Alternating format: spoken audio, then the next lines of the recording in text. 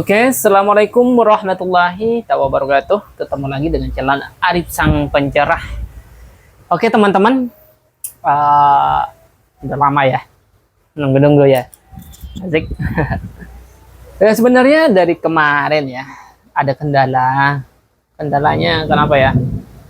Ayo kenapa? Kendalanya itu saya dapat musibah kemarin. HP aku hilang. Berapa ya? Mungkin ada 3 HP ya hilang. Nggak tahu ya, mungkin ya namanya musibah, nggak tahu. Udah awalnya itu kan gini, teman aku itu kan ada temen aku di sini sama adik saya di sini, bukan adik pas saya. Jadi waktu itu HP memang saya taruh, saya tinggal, saya pulang ke Madura. Tahu-tahunya ada saya nelpon HP hilang gitu. Ya udahlah, saya nggak terlalu mikir panjang-panjang ya, kalau udah hilang ya mau gimana lagi gitu kan. Oke, bener. Oke teman-teman, yang setia menonton di channel Arif Sang Pencerah, sebenarnya udah banyak banget ya rencana itu. Bulan ini ya mungkin sebelum tahun baru saya mau explore gitu satu tempat yang mana di situ ya tempatnya angkarlah, sekalian aku ceritain dengan kisah-kisahnya di situ, kenapa ada apa di situ. Insyaallah saya akan upload ya, mungkin tanggal-tanggal tua ya, mungkin karena masih cari-cari HP dulu karena HP-nya kurang satu gitu.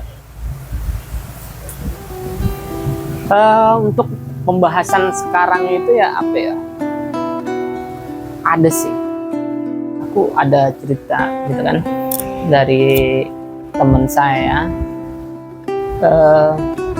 Awalnya gini nih, awalnya saya itu kan pulang dari tempat kerja, terus mau hujan kan, mau hujan tanpa nggak sengaja gitu kan, ketemu sama teman ini nggak sengaja di perjalanan itu kan. Di perjalanan motor saya itu agak nggak enak ya gitu kan, nging gitu kan. Ban belakang itu agak gimana ya, ini kayak bawa motor itu nggak enak gitu kan, ngembang-ngembing gitu kan. Terus saya ngisi bensin ya di pom, isi di pom. Terus setelah isi saya lihat ban saya di belakang gitu kan. Aku lihatlah bannya kenapa gitu kan, ternyata bocor, ban saya bocor. Karena ban tubles, saya memutuskan cari tukang tambel yang kaki 5 gitu kan. Rencana kan mau tempel di pom itu kan, ada di pom itu kan tempat tempel. Jadinya kalau aku mikir ya, kalau di pom kan udah orangnya yang punya kaya gitu kan, mungkin lebih baiknya saya carilah yang kaki 5 gitu kan, yang pinggir-pinggir jalan, mungkin mereka itu lebih banget membutuhkan gitu kan. Akhirnya jalanlah, aku pernah lihat ya, nggak jauh dari pom itu ada tukang tempel. Memang dari dulu kayaknya ya gimana ya, saya sering sama anaknya gitu, sering sama anaknya di situ.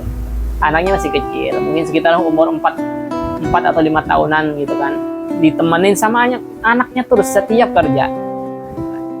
Akhirnya ban saya bawa ke sono, motor saya mungkin sekitaran berapa meter ya, 500 meteran gitu ya dari pom itu. Nyampe di sono saya nunggu sekitaran berapa jam ya, nggak sampai jaman lah, mungkin setengah jam ya ada lah aku nunggu karena ngasih ngantri gitu kan, nunggu. Terus dalaman di situ ya udah pas giliran saya di itu kan, di diod gitu kan, sik ya kan, kayak apa namanya itu, digosong-gosong itu kan pakai air sabun gitu kan, tinggal ketahuan yang bocornya mana gitu kan. Akhirnya ketahuan itu ada paku nancep di situ, sampai bengkok juga pakunya. Kayaknya ditempel, nunggu sekitaran setengah jam ya nimbelnya itu kan. Selesai. Akhirnya dia duduk di samping aku. Aku tanya, "Mas, gimana kabarnya, Mas?" Baik gitu kan. Dari usaha gimana usaha gitu kan. Ya alhamdulillah gini aja lah Mas gitu kan. Yang penting adalah alhamdulillah biarpun berapa gitu kan. Emang Masnya kalau setiap hari tanya omset gitu kan. Omset ya sehari itu kan kerjanya bukan harian dia. Cuma semalam doang. Bagaimana? Semalam ya Mas ya. Sampai jam berapa? Jam 10 Mas. Kadang jam 11 aku pulang. Dari jam berapa? Dari sore jam 5. Saya tanya, omsetnya berapa Mas? Paling dikit Masnya dapat berapa? Enggak nentu Mas. Paling dikit 50 gitu. 50 kadang 30, kadang nggak dapat sama sekali. Oh iya. Selain itu Masnya ngapain itu? Aku jualan di situ Mas. Itu di depan ada. Dia tuh jual bakso Malang kayak gitu. Jualan tapi sepi gitu kan. Itu sama anaknya jualan bakso sambil nembel. Ya, baksonya juga sepi, kasihan gitu kan. Masih muda, punya anak 2. Ya, umurnya paling 30-an gitu ya. 30 tahun atau 29 gitu. Mas, gitu. Emang istri Mas kemana? Kok Masnya kayaknya kerja sendirian gitu kan, berdua sama anaknya masih kecil gitu kan, sampai tambel sama kerja bakso juga, dagang bakso juga gitu kan. Nggak tahu Mas, istri saya lagi ngambek-ngambekan.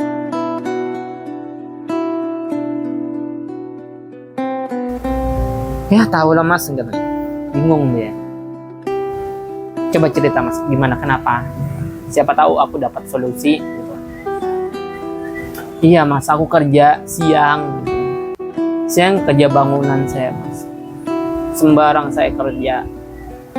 Kalau malam saya kerja kayak gini sambil jualan bakso. Rumah ada Mas, dapat. Alhamdulillah Mas, baru selesai rumah saya.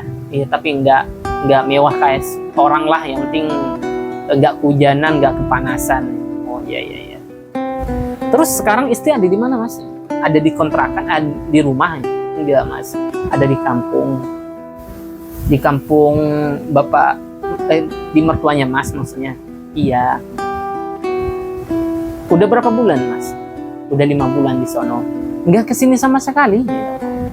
Iya. Kok bisa gitu kan, aku nanya, kok bisa? Ya itu Mas, kata aku tadi, dia ngambek kenapa Mas? Ya gara-gara dia bilangnya seperti ini, saya itu kurang bertanggung jawab loh katanya. Kurang bertanggung jawab gimana sih Mas? Coba saya secara logika ya Mas ya, Masnya siang kerja, malam kerja, terus rumah udah baru selesai. Terus tanggung jawabnya di mana gitu kan, tanggung jawabnya. Nah itu Mas, aku bingung juga. Mungkin harus saya mengumrohkan orang tuanya mungkin nih Mas ya. Baru dikatakan bertanggung jawab. Padahal saya udah kerja mati-matian ya Mas ya. Nggak mikir, yang penting anak makan, istri makan, kebutuhan istri sama anak saya, nggak mikir sama saya Mas. Biarpun saya nggak tidur, kurang istirahat, saya nggak mikir di situ Mas. Iya paham Mas, paham. Terus ceritanya tuh awalnya gimana sih Mas sampai kayak gituan gitu kan? Gitu Mas. Awalnya dia tuh bertengkar sama orang tua saya. Cuman diselesain lah, sudah selesai ya. Namanya manusia Mas ya.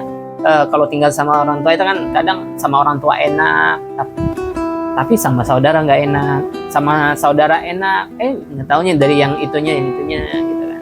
Namanya yaudah, kita kan buat rumah lah gitu kan, buat rumah lah. Biarpun itu nggak semewah, nggak sebagus orang-orang biasanya gitu kan. Yang penting nggak hujan. Iya sih Mas. Emang umur istri masih berapa sih Mas? Dia masih muda, umur 23. Oh iya iya iya. Tapi itu dapat sendiri kan Mas, bukan dijodohin ya? Nggak dapat sendiri, bukan dijodohin katanya. Terus sekarang anak di mana Mas? Anak saya 2, saya bawa semua, bawa ke sini. Orang istri di mana? Di kampung, mana kampungnya? Mana itu? Situbondo kan, di Situbondo. Dia Sidoarjo. Akhirnya selama 5 tahun itu istri datang nggak Mas? Saya, enggak. Loh, itu selama 5 bulan gitu. Istri nggak pernah nelpon apa gimana gitu Mas? Ya di situ istri nggak ada nelpon Mas. Kok bisa gitu kan? Soalnya aku udah saking saya kasarnya, istri saya, nomor istri saya memang saya blokir. Terus kalau anak lagi kangen sama istri gimana? Ya, saya nelpon siapa itu keluarga gitu kan. Ya ya. Tapi jarang anak mau ngomong sama itu namanya. Kenapa? Gitu. Nggak tahu ya Mas, mungkin karena udah sering sama saya tadi ya. Ya alhamdulillah Mas, anak saya di situ fokus kerja, nggak mikir sama istri yang di sono. Yang penting anak saya makan. Enggak sih, sebenarnya agak jengkel sih Mas ya. Bukan saya itu sosok gimana ya, cari jalan keluar lah saya gitu kan. 5 bulan, Masnya istri nggak nanyain atau nggak kepikiran sama anak gitu kan.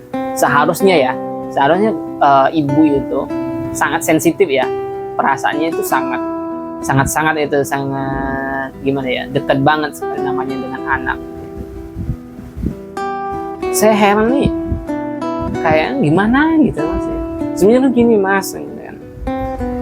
Sebenarnya dulu udah saya talak 1 gitu kan.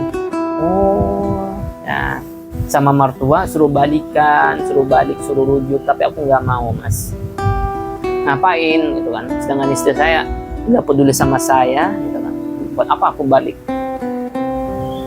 Iya sih benar itu Mas. Tapi ya dari berapa ini, 5 bulan berarti udah masa iddahnya udah selesai itu Mas gitu kan. Misalnya istri mau nikah ya mungkin nggak apa-apa, tapi itu Mas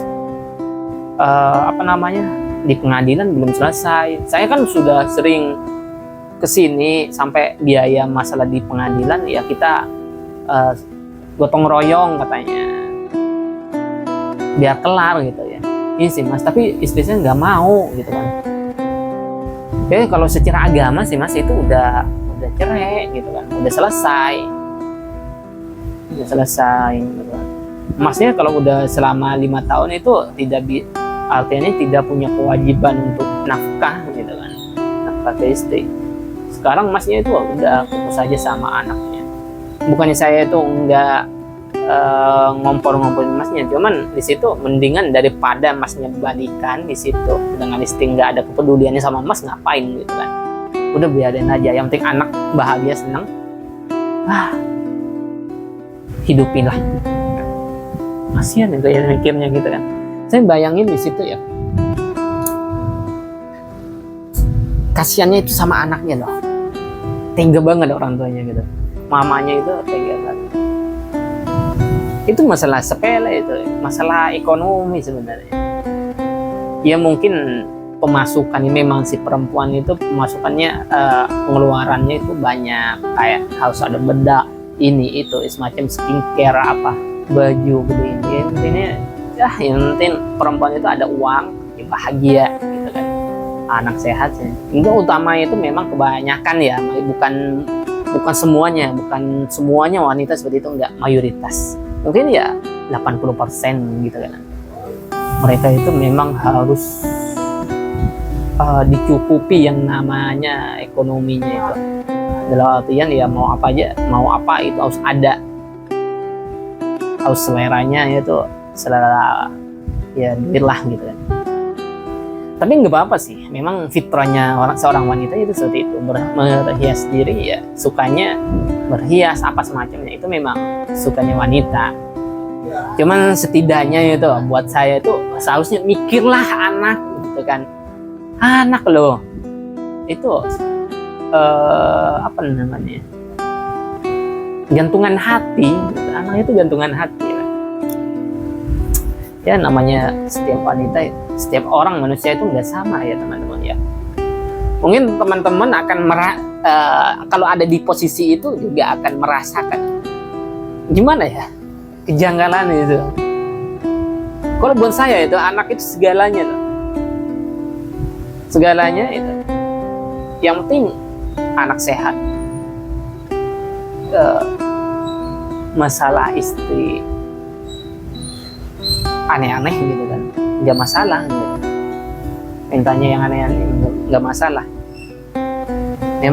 Saya memang tipe laki-laki yang nggak mau anak saya, istri saya itu perhatiannya beda lah gitu kan, harus sama dengan orang yang lain, dengan kerja ya semacam sama dengan masnya tadi itu yang saya ceritakan. Dia itu kerja banting tulang siang malam gitu kan. Buat siapa? Buat anak sama istri loh. Tapi istrinya kurang bersyukur. Ya Allah, kufur nikmat gitu. Ya nggak apa-apa lah. Sekarang saya bilang sama Mas, udah kamu ke hidupnya ke sekarang, kamu jalanin hidup emasnya sekarang semaksimal mungkin. Bagaimana anak itu bahagia, pengen apa aja ada di situ. Iya Mas, aku juga bikin seperti itu. Saya bawa anak saya jalan. Kamu minta apa? Pengen apa? Saya beliin. Selama saya masih bisa ada duit buat beli. Oke, itu mantap. Oke, semangat terus Mas. Jangan pernah putus asa dalam jalan Allah. Oke Mas. Yang pertama, Masnya yang penting satu ya Mas ya. Saya kasih saran satu.